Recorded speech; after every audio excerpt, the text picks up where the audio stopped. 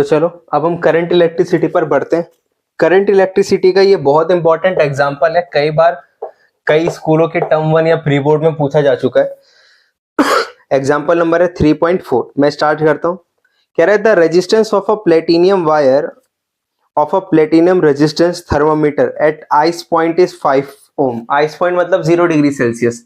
एक वायर है प्लेटिनियम की है, 0 डिग्री सेल्सियस पर इसका जो रेजिस्टेंस दे रखा है वो हमें दे रखा है 5 ओम। ठीक है, आगे क्या बोला, and at steam point, steam मतलब 100 डिग्री सेल्सियस।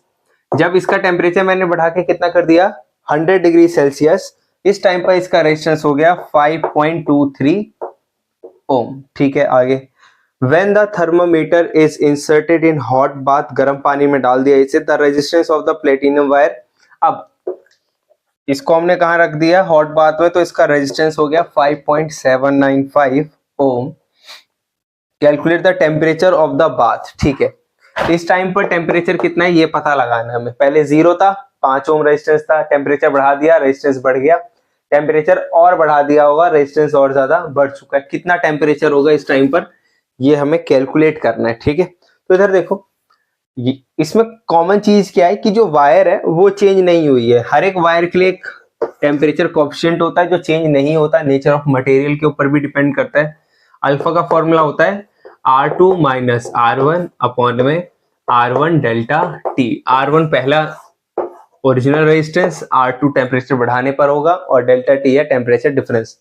तो इधर से इधर एक इक्वेशन बना लेते हैं, इधर से इधर एक इक्वेशन बना लेते हैं, दोनों इक्वेशन को क्या कर देते हैं फिर बराबर रख देते हैं। तो देखो जरा, मैं पहली इक्वेशन बना रहा हूं इस सिनेरियो में, alpha equal to R2 minus R1 5.23 minus 5.23 divide में R1 5 ओम और डेल्टा T 100 में से 0 गया 100, और आपको इसको कैलकुलेट में करने की जरूरत नहीं है क्योंकि टेम्परेचर डिफरेंस ले रहे हैं। ठीक है, अब इस सिनेरियो के लिए अल्फा निकालते हैं। अल्फा चेंज थोड़ी ना होगा, वायर का मटेरियल है जो नेचर है वो चेंज नहीं हुआ।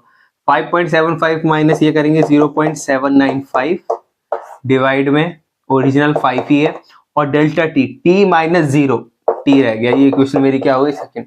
दोनों को इक्वेट कर लो तो देखो जरा, 0.235 इंटू 100 इक्वल टू 0.795, 5 इंटू 5 से 5 गया, टी को उधर लेके आते हैं, बाकी सारी वैल्यू को उधर रखते हैं। टी इक्वल टू कितना आ गया 0.795 डिवाइड में 0.23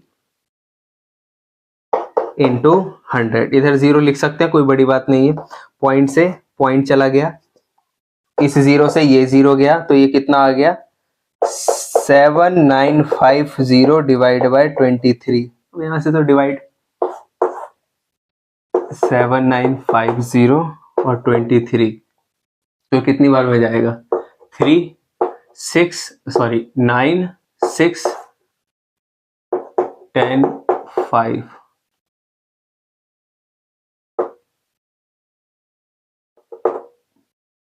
पांच बार में नहीं जाएगा ना, 4 बार में जाएगा, 3 4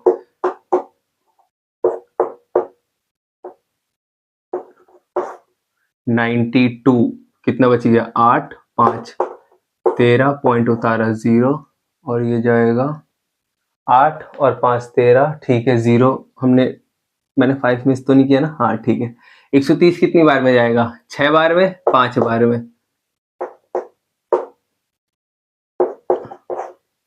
ठीक है, अब इधर से बचा है पॉइंट, अब पॉइंट में आएगा तो इसका आंसर होगा 345 पॉइंट समथिंग समथिंग। एक सेकेंड रुको, आंसर चेक कर ले।